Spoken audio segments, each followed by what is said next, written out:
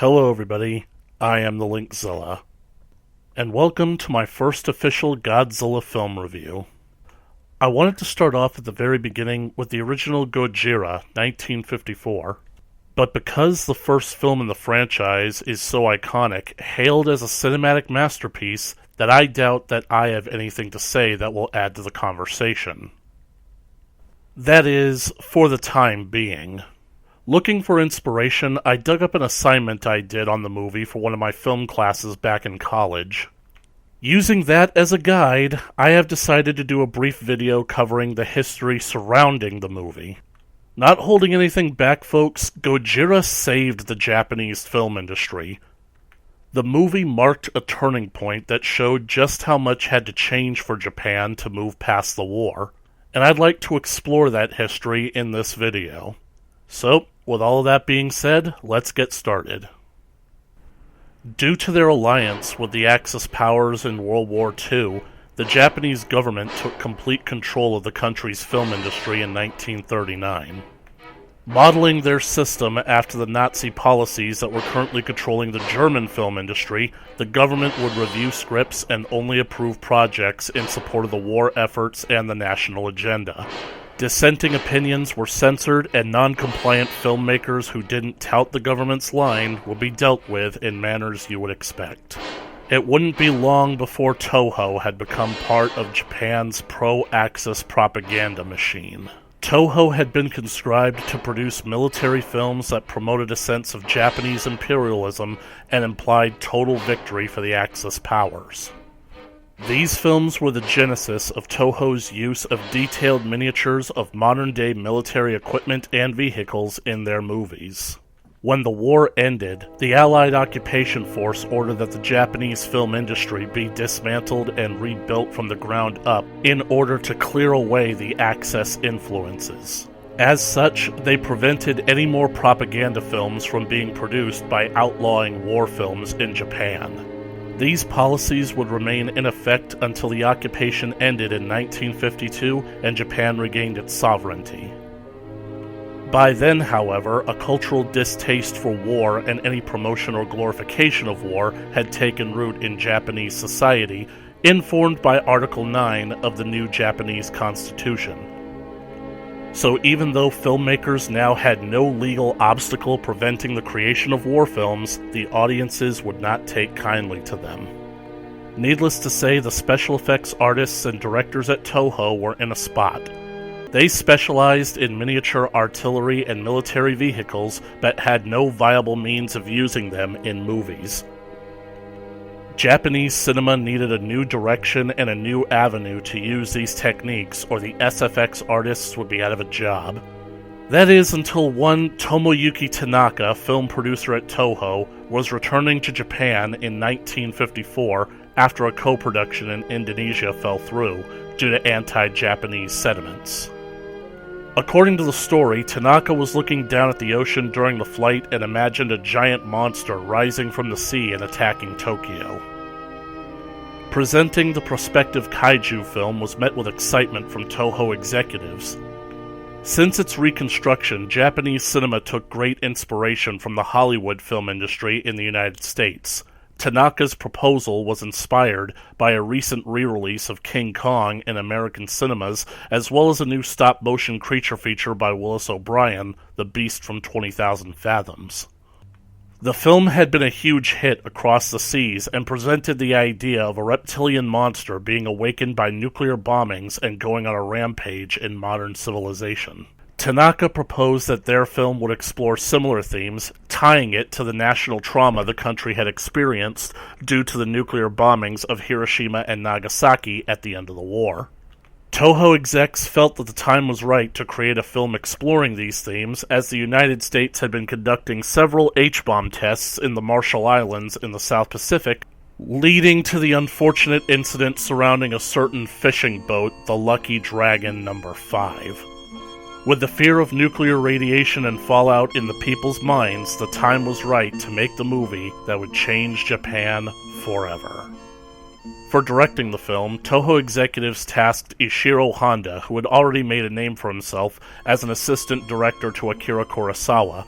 He'd worked as an assistant director on several projects before making his own directorial debut with a documentary film in 1949. It was because of his documentary-style filmmaking that landed Honda the role after Toho's initial choice, Senkichi Taniguchi, declined. Tanaka felt Honda's wartime experience made him a perfect fit to capture the anti-nuclear themes of the movie. Upon accepting the role, Honda and screenwriter Takeo Murata secluded themselves for 3 weeks in a hotel to write the script for Tanaka's kaiju film. Toho gave the film's production a classified status, referring only to the production as Project G. The G, having been short for giant, becomes all the more fitting in hindsight. To bring Project G to life, Toho employed special effects specialist Eiji Tsuburaya. He had previously worked with Honda on projects before and specialized in the miniature models I mentioned earlier. He showed interest in the kaiju project early on, even presenting a treatment he'd prepared 3 years prior, depicting a large tentacle monster not unlike an octopus attacking Japan. However, with Tanaka and the studio's wishes for budgetary restraint, such a creature would be unfeasible to bring to life for this project.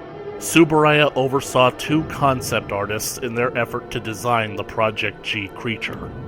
Toho mandated that the design be reptilian in nature, which lent nicely to the eventual dragon-like dinosaur designs. Tsuburaya initially wanted to animate the creature using stop-motion effects pioneered by Willis O'Brien with King Kong, but Toho's budgetary mandates and production timeframe could not accommodate the lengthy stop-motion animation process. The solution was to portray the creature as an actor wearing a rubber monster suit interacting on a scaled miniature set. Thus, the tokusatsu film genre was born, with the creature being portrayed by Haruo Nakajima in a costume. Project G entered into principal photography on August 2nd of 1954 and was slated for release on November 3rd of that same year. Audiences of Japan were finally introduced to Tanaka's monster, now dubbed Gojira, a portmanteau of the Japanese terms for gorilla and whale, referencing Tanaka's original vision of the creature. Gojira was met with a warm box office reception, with audiences captivated by the monster's chilling and relatable story, picking up on the commentary made by the atomic bombings of Hiroshima and Nagasaki. And while Gojira would only become the 8th highest-grossing film in Japan of that year, it started a chain reaction that would change the landscape of not just Japanese cinema, but the film industry the world over. The original Gojira has become one of the most influential movies of all time, with several famous Hollywood directors such as Steven Spielberg, John Carpenter, Tim Burton, and others drawing inspiration from the film. The importance of Gojira's legacy is reflected in the themes and tone of the film itself. Japan is not only dealing with this cultural trauma the country felt in light of the bombings, but also the inherent cultural shame the nation felt, not from their defeat, but the various war crimes Japan committed as an Axis power. As I've demonstrated, many of the key figures in Godzilla's creation were involved in the events of World War II, whether it be taking part in an active military role such as Honda, or conscribed to make the pro-Axis propaganda films such as Tsuburaya and Tanaka. Their goal was not to glorify military might or show a nation rising up to combat a threat. It was instead to show how futile military might is while up against the existential threat of a nuclear arsenal. The means of skirting Japan's anti-militarization sentiment at the time was to portray the artillery and war machines in action, but to have them be completely ineffective against the kaiju. Such notions really do explain some shots in the early films, as well as most if not all of the Showa era. The idea that the military is supposed to be incompetent and only succeeds at provoking the monsters. The filmmaker's own feelings are reflected in the narrative surrounding the character of Dr. Serizawa in the film, a veteran of World War II who now continues his scientific pursuits in oxygen to try and benefit mankind, to redeem himself for the actions he took part in during the war. However, in his research, he discovers a secret to a force far more devastating than the atomic bomb. In a noble gesture, to prevent this secret from becoming a new form of weaponry, he allows the oxygen destroyer to be used only on Godzilla before taking the secret with him to his grave.